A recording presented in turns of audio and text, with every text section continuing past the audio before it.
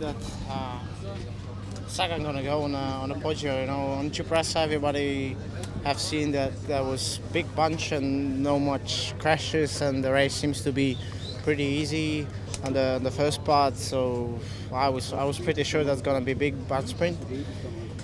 But I was awake. You know, we had perfect position on the Poggio. Elia was feeling great, and I asked him a couple of times how he feels, and he said that if anyone gonna go, I have to stay awake and follow the wheels of anyone gonna go before the top of the Poggio, and actually I didn't expect. I thought maybe Sagan gonna go like a couple of days ago. I was thinking if I was looking at the final stage of Tirreno Adriatico. He attacked also there, and he lost a sprint against Gaviria, so I thought maybe he gonna go. And yeah, it was impressive acceleration from him, and I was happy that I was able to, together with Alaphilippe, follow him in that moment. And I know that it was big pressure on him to actually to go to the finish. I still had Elia on the first group, and Alaphilippe had actually Gaviria, so we were not, 100% interested to work together. But at the end of the day, I was sure that it's the final move, and I was just waiting for the sprint, and I did my best. Racing 300 kilometers and winning by that margin, it's incredible feeling, and I'm very happy that on the end of the day it went like that. Yeah. Were you more fresh than Sagan for the sprint? Yeah, hard to say. For sure, he worked more, but I had just I had cards to play. We still had Elia on the back, so I could use him as an excuse. And for sure, racing win in World Champion jersey is not that easy. So I was trying to use that as much as I can. And for me in that moment it was all about winning the race. So I was risking a lot as well, not really thinking about the badge gonna catch us or not. I was trying to save as much as energy I can before the sprint, because I know that Peter is one of the best sprinters, and outsprinting him is not that easy. It was like in the young races, Peter against you.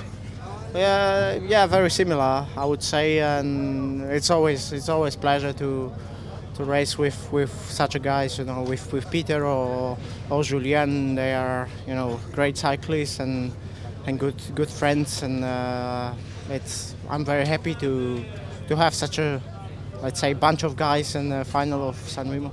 Chiato, Strade Bianche and Sanremo, it's the best Chiato since Ponferrada 2014.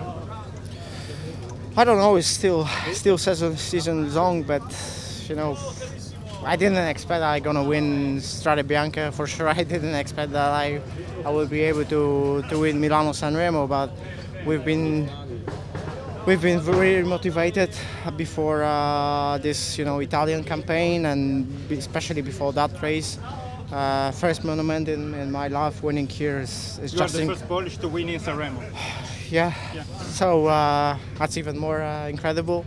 But I'm very thankful that with all the last year, which I had very difficult season, I'm very thankful to Team Sky. They always believe in me. I start here as a leader together with Elia Viviani, and this actually last 2 weeks in Italy went perfectly. I'm very thankful to the team again that I had such a great support. What about your race plan with you and Elia as captains?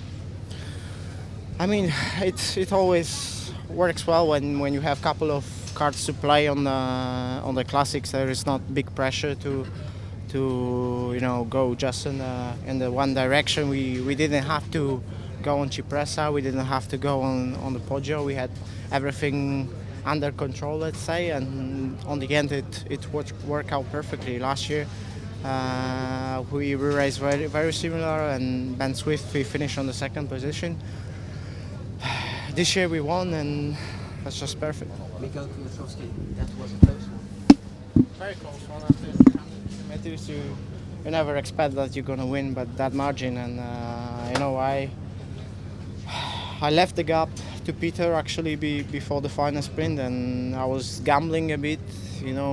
I know that his acceleration is super impressive, and probably when we would been next to each other like 200-300 meters ago, I would lost, but I left the gap and I forced him to sprint as the first, and and on the end it worked out.